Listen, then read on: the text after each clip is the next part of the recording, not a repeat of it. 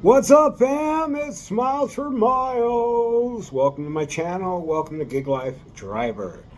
Hope to earn your subscription today. Maybe give me a thumbs up. You can share my content. That'd be awesome. Reason I got on here today was because I just wanted to talk about tips. Tips, man. Tips. I know there's a lot of like no tip, no trip conversations. I have the same conversation. If you look through my past videos, I've talked about no tips, no trips. There is exceptions to the rule for me now, and I just don't let it bother me anymore. Yes, we all know that the no-tip clowns are the highest ratio to call in and say I didn't get my order, and the highest ratio of potential problems for you in getting a contract violation. Um, but sometimes people just really can't afford it. They really just can't. I delivered a $2 tip today, and it was to an old man. He could barely make it to the door with his walker. And I got it because another reason that I got it. I don't know that he's in that position. Okay, none of us do. You know, we just see the $2 no tip, and we're just like. But if the mileage is um, the mileage is like 2 miles at most for me. Three, really three tops. Most likely I'll take it. I used to let it bother me. I used to kind of like educate the customer and just explain to them because I am a former educator, so therefore that's part of my nature. But with this one today, I had no idea. Got there, delivered it. He came with his walker to the door, and he could barely really raise his hand. I said, "Look, let me just put it on the seat here for your walker, okay? Is that good?" He goes, "Yeah, okay, perfect, thank you." And I'm like, "You good? You're gonna be okay?" He goes, "Oh yeah, I'm fine." I'm like, "Okay, sorry if I'm a little over, uh, you know, worried." He goes, "Yeah." I'm like, "I took care of my mom and dad until they went on, so I understand." So just wanted to let you know that's the reason why I offered my assistance. Um, but yeah, so anyways, I was just kind of curious about all that. How you guys feel about no tip trips? Also, too, being on two wheels, no tips for me. Either if I'm riding my bike or moped or whatever, no tips. $2 is still good money. I'm not expending my car for that. I understand that if you're delivering in your car, that's a decision that you would want to make. With DoorDash's app and the different tier programs, you know, it kind of helps to do the $2 no tip trips once in a while. It helps. I have discovered though that if you do accept one, the chances of you getting another are very high because it's like the algorithm goes, oh, okay, this driver's gonna take $2 orders. We'll just send them to him or her.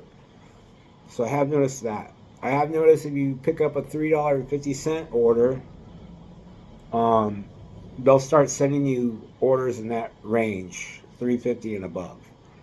That's what happened to me today. My first offer was 350. No, my first offer was $2 to that older gentleman that was handicapped, and that was my first offer. I delivered him a bagel from Brugler's.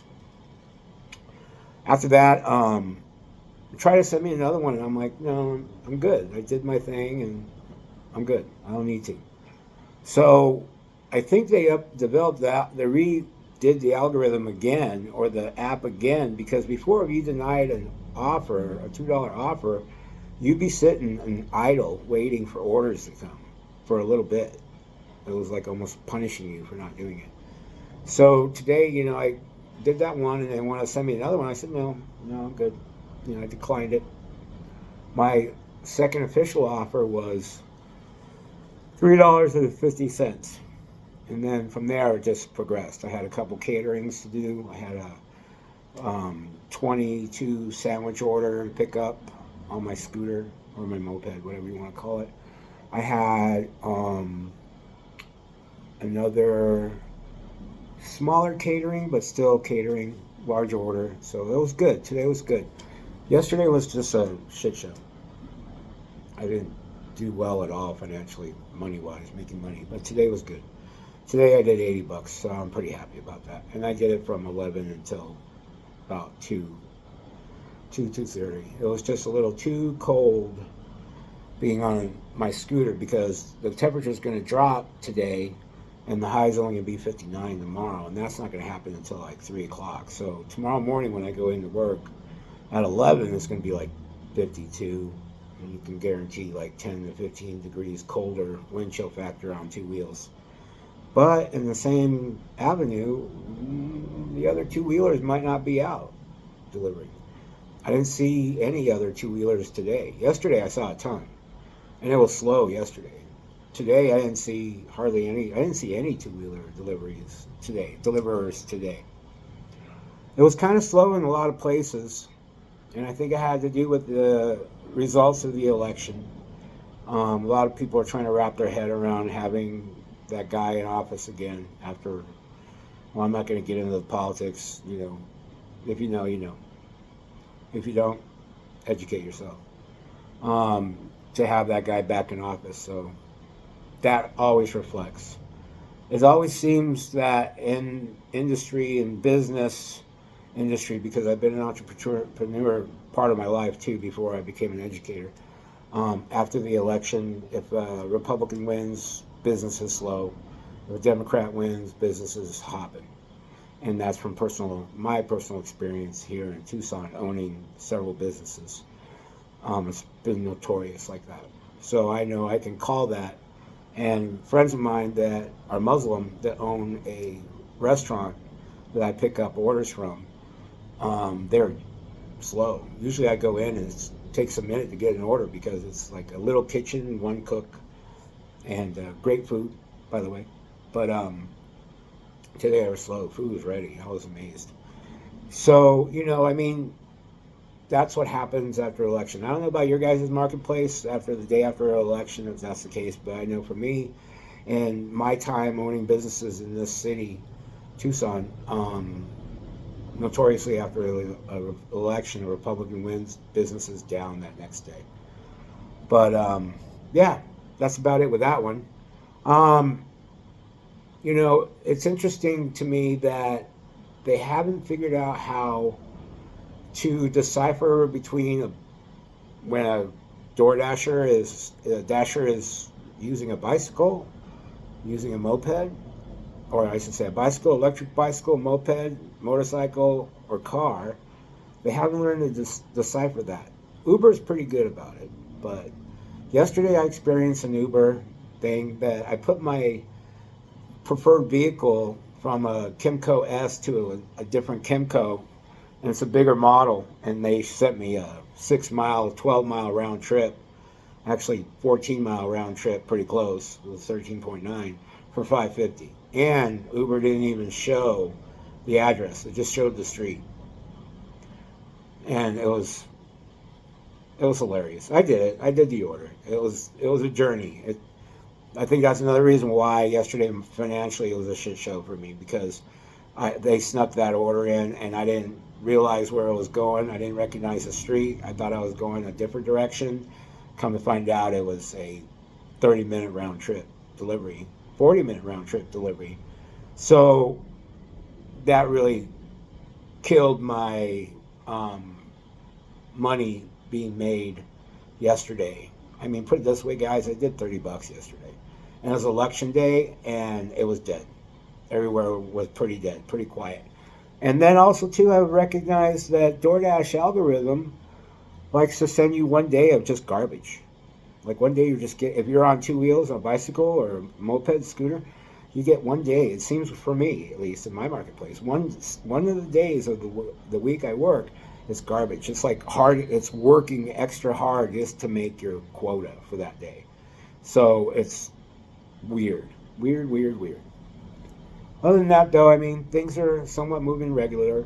I did get an offer today that the instructions, it just showed the address where it was going. It was going to the campus on the University of Arizona.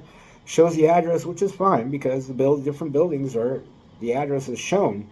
But once you get there, there was no information of what room, what floor, nothing. Not even like, you don't have to have a floor. You could just say 423. And hopefully, that it's the fourth floor, 423. There was nothing there. Nothing at all. And me being a formal educator, you'd be amazed what I experience from customers that think they're better than me or anybody else. And this was one. I called her. I said, hi, just wondering, are you modern language? Oh, I'm like, oh, wait, never mind. I see the address. I'm like, okay. She goes, yeah, we're in 423. I'm like, oh, okay. And so, thankful she said the room number, and I was able to get there. But I looked at everything, and I showed her. I said, look, this is your instructions. I'm like, your instructions have a percentage sign and a pound sign. There's no information. There's no what floor you're on, what room number you're in, nothing. So she goes, oh, well, that makes sense because the food gets left out the front door. I'm like, yeah, and it's going to continue that way until it's fixed. She goes, but it's all on my end. It shows it. I'm like, well, you need to contact DoorDash and find out why it's not showing to your deliveries and tell them that your information is not showing up on their end.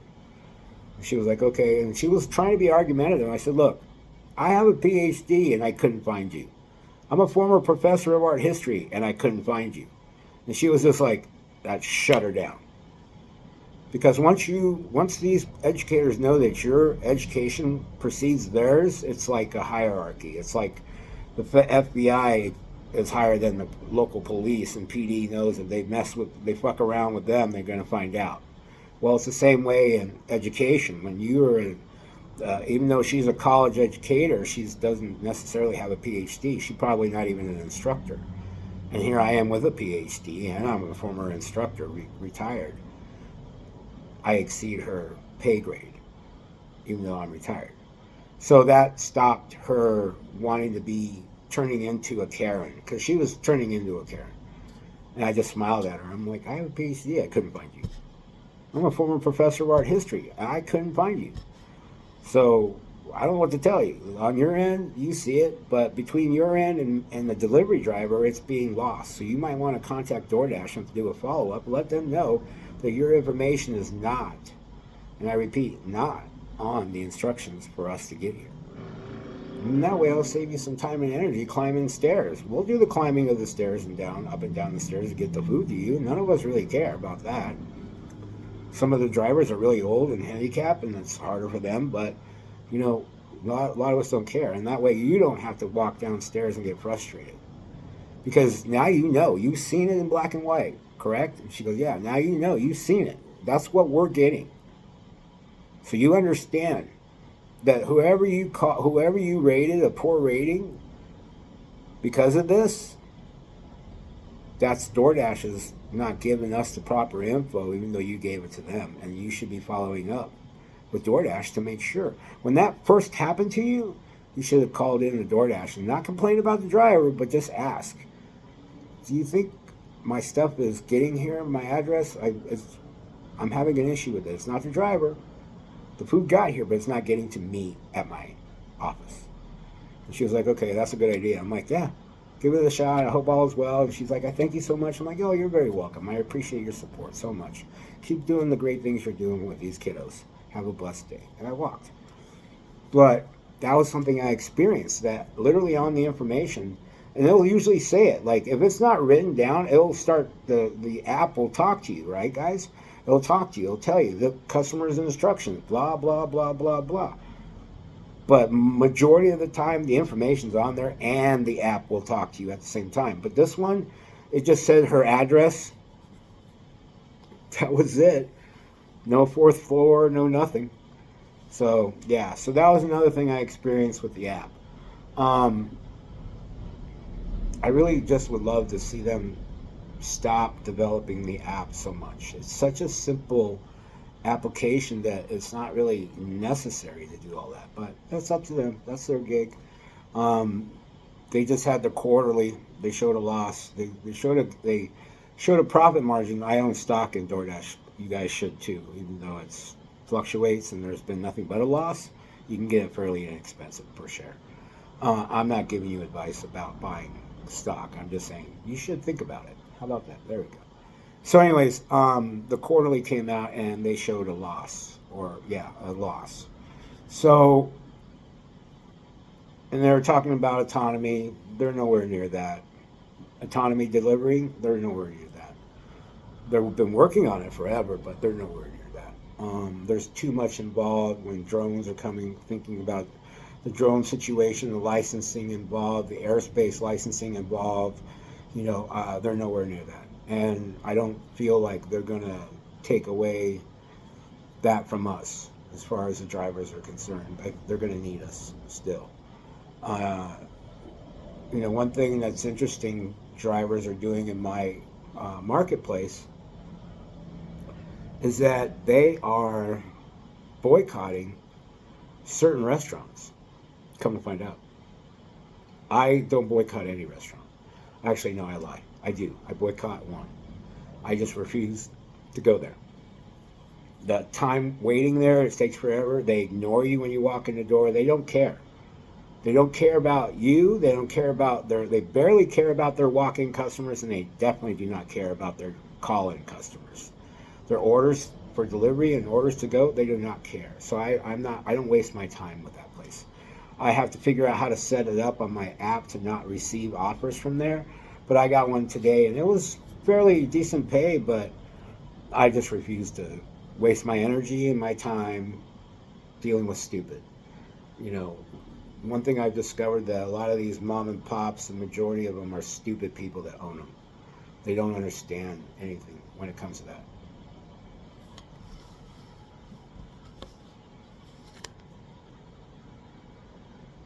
All right. So anyways, they don't understand small business. I've discovered this. This is something of being an entrepreneur the majority of my life, minus going to school and getting my education, be a teacher, a professor.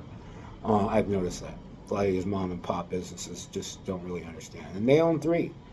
They have one that's a beer house, not a brewery. It's just a beer house with a restaurant that the kitchen staff never gets orders right.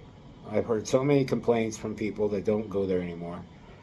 Two, the second one that I'm referring to is the Italian version restaurant. They don't care there either, and they're slow as molasses in the dead of winter. Three, their last one is a Mexican-influenced restaurant. They're pretty much on par.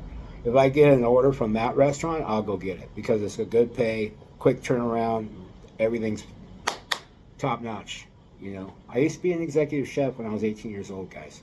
So I watch when I go into restaurants and see what's going on in the kitchen, and I reflects on the population in the dining area. So, and when I see cooks doing this to the screen, I know that I'm not going to be wanting to go back and pick up offers from there, because that means that they're going to slow down the process because they see me as a delivery driver. When what they should be doing, and this is for every restaurant owner, if you catch this video, restaurant owner, your customer is number one. And it doesn't matter if I'm picking up the food. Your customer is number one. If I'm picking up the food, I'm carrying your customer's food. Your customer is number one. So you get that damn order ready and you get it done in a timely fashion so your customer stays happy, unless you're so damn wealthy that you can afford to lose money in your bottom line. So restaurateurs, pull your head out of your ass. Your customers are number one. If you're not have customers, you do not have a restaurant. You have spoiled old food instead. Okay? Cut your shit. Understand that we're helping you. We're making a little bit of money, but we're helping you to keep your customer happy. When you take forever with us and you don't give a shit about us, you're telling me you don't give a shit about your customer either. Okay? All right. With that, gang, I hope you guys have a blessed day. Happy day after Election Day. I'm not getting into it. Peace be the journey. Get out there, do the hustle. Ding, ding, ding, ding, ding, ding, ding, ding, ding, ding, ding, ding, ding, ding. Boom.